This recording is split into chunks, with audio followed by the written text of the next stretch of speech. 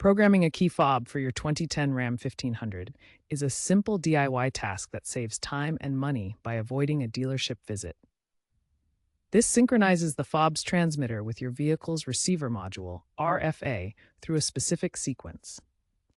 Ensure your vehicle is unlocked and all doors are closed. Have all key fobs you wish to program ready. Up to 8 fobs can be programmed per vehicle. Start by inserting the key into the ignition. Cycle it from the off position to the on, run position without starting the engine, then back to off. Repeat this cycle 3 times within 10 seconds, ending in the off position.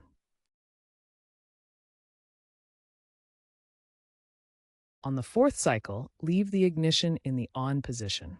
The vehicle should enter programming mode, sometimes indicated by a chime or horn honk. Within 60 seconds, press and hold the lock button on the first fob until the horn chirps, which confirms pairing. Repeat this process for any additional fobs.